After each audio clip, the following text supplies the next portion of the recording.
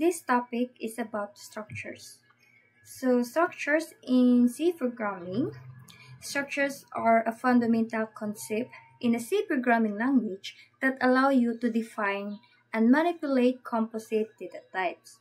So composite data type is a data type that is made up of multiple values or elements, often of different types, grouped together into a single unit.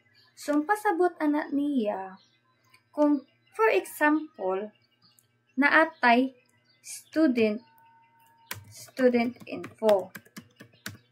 So, student info, naana siya name, age, and gender. Ana. Ang kaning name and age and gender, or for example, kanina lang age and gender, kay bawta na kaning age and gender is lahi na siya og data type. So since different man siya og data type, maunang mo gamit ta og structure.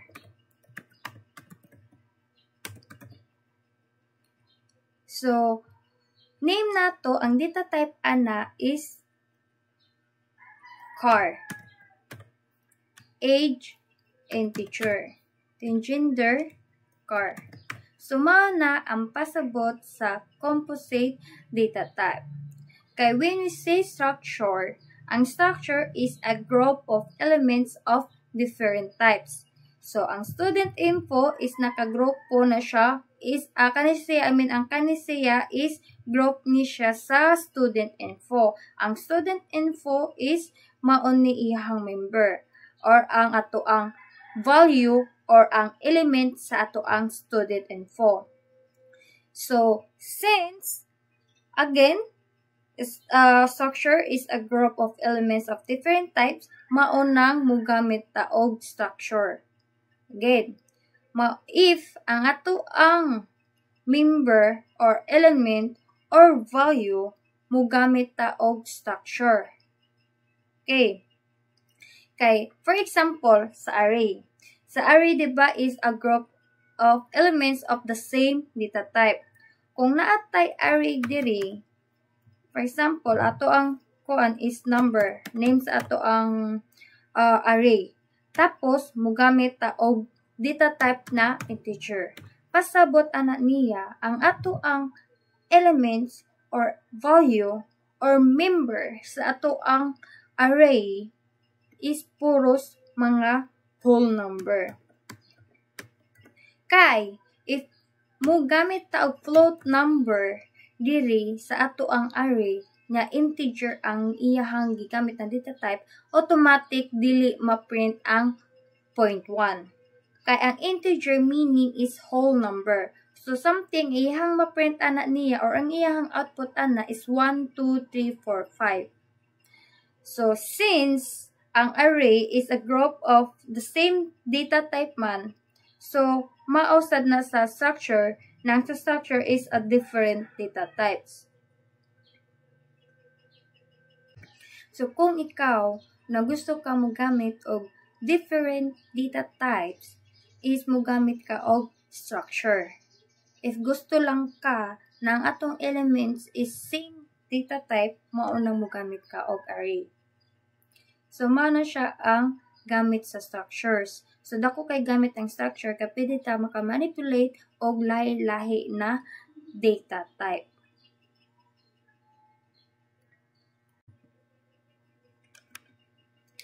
So, next is to define structures and their syntax. So, to define a structure in C, you use the struct keyword, then follow na ang name sa ato ang structures. So, inside sa ato ang structure is ang mga list members sa ato ang structure name or ato ang define na structure. So, mano siya ang syntax. So, first is the struct keyword, then the name of our struct, then sunod is ang list members sa ato ang structures. So, ang sa to ang list member, iuna ang data type, then the name sa to ang gigamit na data type. So, makita ninyo dito sa for example, let's define a structure called person with members for name and age. So, define struct na keyword, then the name of our structure, then the list member of our person structure. So, giuna niya ang data type, sunod din ang name sa ato ang gamit na data type. So, meaning, since name man, so automatic, mga alphabet. So, car, ang atong gamit na data type. Then, ang age, so, age is nagamit na integer kay whole number man. So, dito pwede makagamit ang float na data type sa age kay wala may bungkig na edad. Mga na siya ang pag-define sa structure. Okay. Next is to creating instances of structure. So once you have defined a structure, you can create instances, also known as objects or variable, of the structure type. So to create an instances, you use the structure name, ang atong structure name, followed by the variable name. And optionally, initialize the members. So here's how you can create the instances of the person structures. So first daw ko, no, ano sa to ganina? So sa kaganina example, so word na struct, then ang structure name, which is ang person. So ang inside sa person na atoy data type na car, then name, nagbutang siya og 50, meaning iyahang limit sa iyang name. So if mulapas na siya og 51 ka alphabet, automatic ang katulang 15 na alphabet iyahang i-print or iyahang ipagawas na output. Then ang next is the integer. So ang integer mo to ang age. Then close ato ang structures person. So, ang pag-create og instances is magamit na niya sa part na ngadto sa main function. Kung sa main function,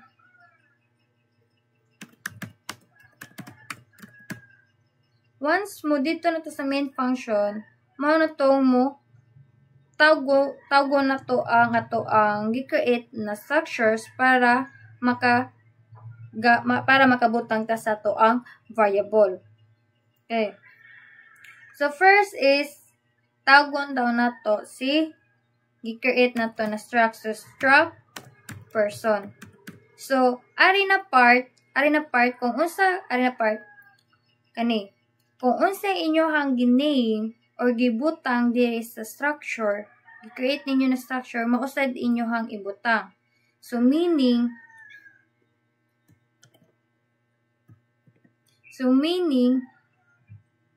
gitawag na to si struct, so meaning gitawag na to nga to ang gi-define na structure. So sunod diri na part kita mo diring person 1 is mauna na ato ang variable. Ano siya? So person 1.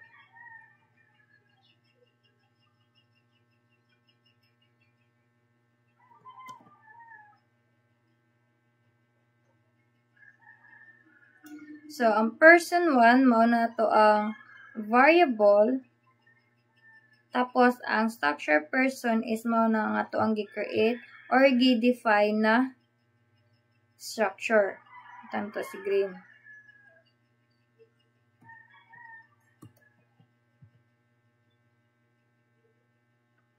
Again, ako na nibutang.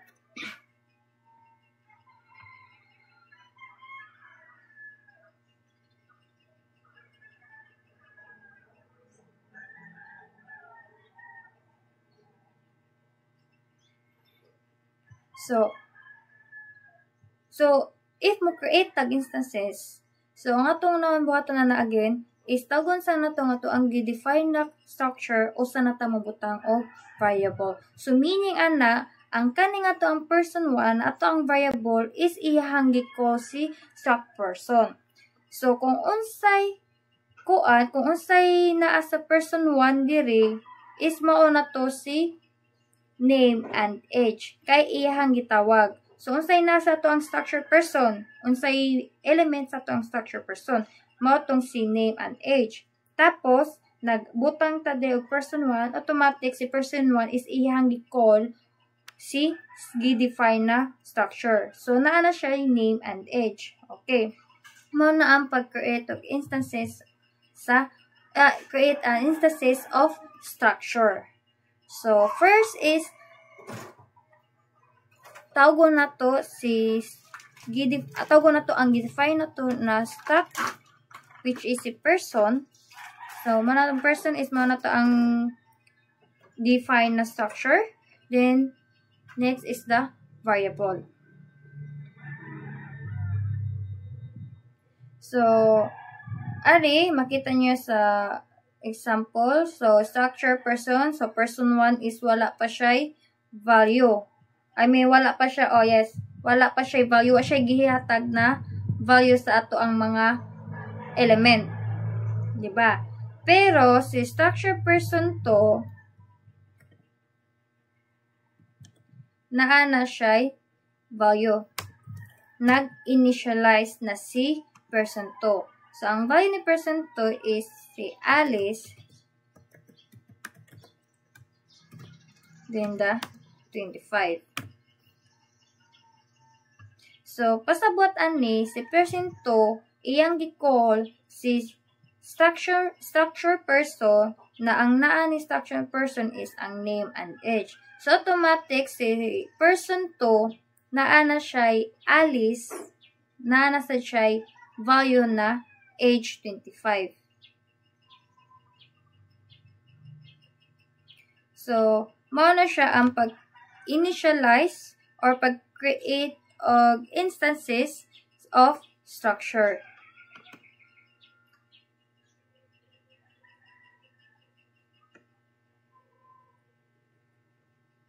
Next is to accessing structures member. So to access the member of a structures, you use the dot operator. So the dot operator is a place between the structure's variable name and the member name. So here's how you can access the members of the person structures.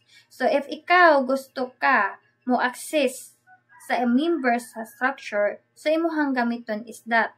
So kung makita ninyo diri si structure person 1, wala pa siya elements, wala pa siya value, diba? So ang imuhang buhaton ana is si person 1, ang imuhang variable, imuhang butangan og element. Or batangan nimo og value si element. So person 1, age. Tapos butangan nimo og 30. So meaning si person 1 mao ni imuhang variable, tapos gusto ka mo access ni structure para mabutangan si age og value. So, ang imong buhaton, person 1 dot age.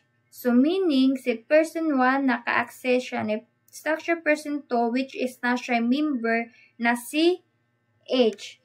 So, meaning, si person 1 naa na siya value sa atong element na age, which is ang 30. Mao na siya ang pag-accessing. So, first is imuhang tawgon si person 1 kung unsay gusto nimo i-access. Kung kasi gusto nimo i-access, so mato si person 1, i-access nimo si age, which is ang kanisya is gikan ni siya sa structure. So again, person 1 dot age. So ang dot is to access sa ato ang structure na gusto nimuhang tawgon. Okay. Tapos, line 2, kita ninyo dire, print if name percentage is, which is ang data or the operator sa to ang car, which is ang name. Then age, then percentage because nagamit ta og integer. So, ang kanis si percent is, which is mao ni ato ang name, di ba? Name kani sa to ang structure. Then age, which is mao na to ang member or element sa to ang structure. So kung ato ni siya iyang output ani, iyang gitawag si person 2 o si person 2 gihapon. So meaning ang person 2 nato, which is si ang element or ang value na gihatag ni person 2 is si Alice o ang 25 na age. So meaning ang person 2 iyahang gi-access si name, which is iyang butangan og si Alice. Tapos si person 2 daw kuno iyahang gi-access si structure person na naay member or element na age. So automatic magbututang na diri si 25. So mao na siya ang pag-access of structures members. Okay? So ang first buhaton is to define a structure. Next is to creating instances of structure. Then last is to access structures member. So to ang first buhaton to define. So ang sa tong sa define is to struct. Struct is the keyword. Then the structures person. Tapos mao na tong inside sa tong curly braces is ato ang member sa ato ang structure. So first is ang data type, then the member's name. The data type, then the member. So kung naka-create na ta kung naka-define na ta og structure, so imo ang sunod buhaton is to create an instances of structure. So ang buhaton or asa na siya ibutang, ato na siya ibutang sa main function. So ang first buhaton is si structure person. Ato ang tawgon si structure person para makabutang taog variable. So meaning ang person 1 is na related siya sa structure person. So kung unsay naa sa structure person dili member is name and age, automatic si person 1 naa na siya structure na name and age. So mao na siya ang pag-create instances of structure. So instances is mao na siya to ang variable. Next is to accessing structure member. Okay. So para maka-access ka sa structure member, ang imong buhaton ng ana is mugamit ka og dot. Tapos kung kinsa na member ang imong gusto i-access. So sa structure person, mao ni ato ang member sa ato ang structure person. So meaning si person 1 gusto siya mo access sa member na age. Okay. Kaya ang ato ang age is mao na ang structure member. So si person 1 again, si person 1 gusto siya mo access sa structure member na si age. So automatic si person 1 iyang gibutangan og value si member age. Okay, so mao na siya ang 3-step sa flow sa to ang structure.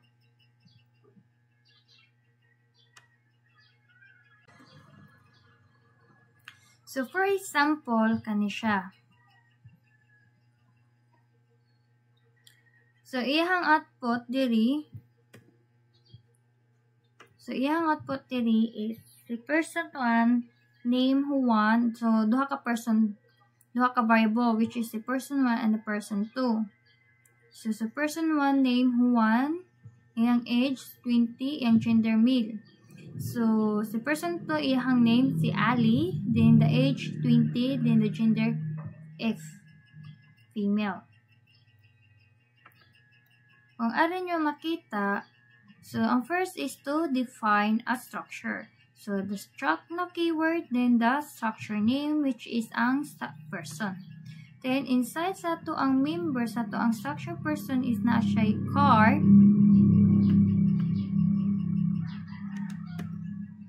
then end, tapos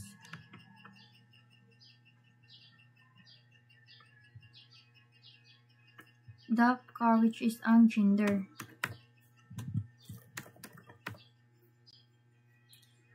Okay. So, nakabantay mo diri, car gender, which is ang female or male, kung sa may input. Then, next is katunan to create an instances of structure. So, ang first button, tawag na to ang ato ang gi-create na structure. So, manage sa the main function, the struct person, then the person 2. So, meaning, si person 1 na variable and person 2 na variable is maka-access na siya or related na siya sa struct person. So, sa person 1 na siya name, age, and gender. Sa person 2 na siya name, age, and gender na structure. So, next is button is to access sa structure member. So, ito ang structure member na atay name, age, and gender. Okay.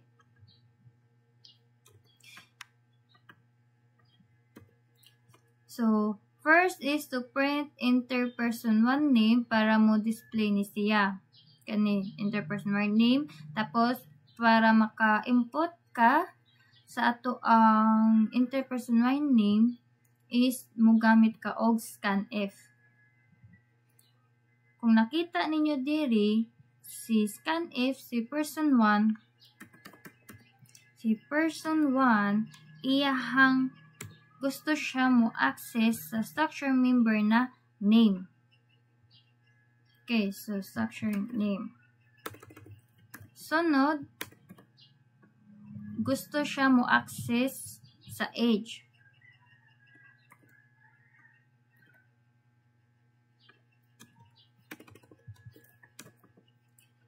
Sunod, nasad gusto siya mo access sa structure member na si gender.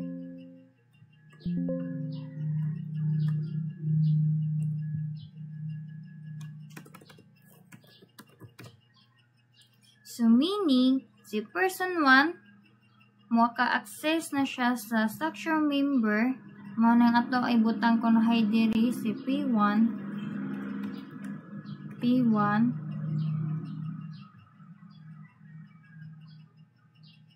diri na ibutang na to si Juan, tapos si age niya is 21, then the gender is male. So, kung mao ni siya nga to ang scanf, puro, so maka-input na ko na ita ni Juan, si name na to, na member is butangan na to og value na si Juan. Ang age member, ang member na to na age sa structure, butangan na to kuno value na 21. Tapos si gender na member, butangan na to og value na M, male. Tapos si person 2. Si person 2 gusto daw kuno maka-access sa structure member. So si person 2 gusto maka-access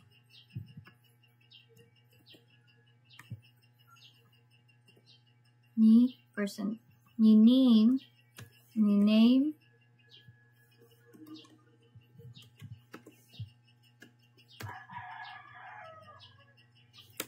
age, and gender. Okay. So, si P1 daw ko, si P2 daw ko, no.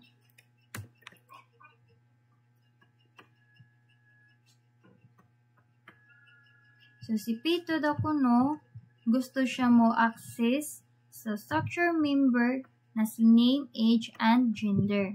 So, meaning, pwede na ka maka-input diri og name na Ali, age 20, then the gender is F. So, once naka-input na ka og mga values sa ato ang structure member, mana tong i-print na to si person 1 name, si age, and gender. Then, ang kaning age ani na operator na to, na si that name, backslash n na siya, backslash n, which is kanay parent, the percentage is, which is gikan ni siya ni person 1 dot name. Sunod, si gender, the percent D, which is the person 1 dot age. Then, the gender is percentage C, meaning usara na siya ka alphabet iyahang ma-print. So, bisag mo anak ka diri og male, mo anak ka og male, ang iyang gawas ana is M lang jud. Kay, nagamit ka og percent C. So, percentage C car, meaning usara ka alphabet. So, if gusto ka ma-print ang tanan male, so mo gamit ka og percent S. Tapos, mana siya. So, if gusto ka mo print, or gusto ka na mo output siya og whole word, mo gamit ka og percent S. Pero, if gusto ka na usa lang ka alphabet, ang imong gamiton is ang percent C. So, mana siya ihang gi-call ang ato ang mga gipang access na structure member para automatic ma-print na siya diri tanan. Same as sa person 2. So, iya lang gipang tawag ang ato ang gipang access na member sa ato ang structure. So, mara na siya ang flow sa ato ang structure.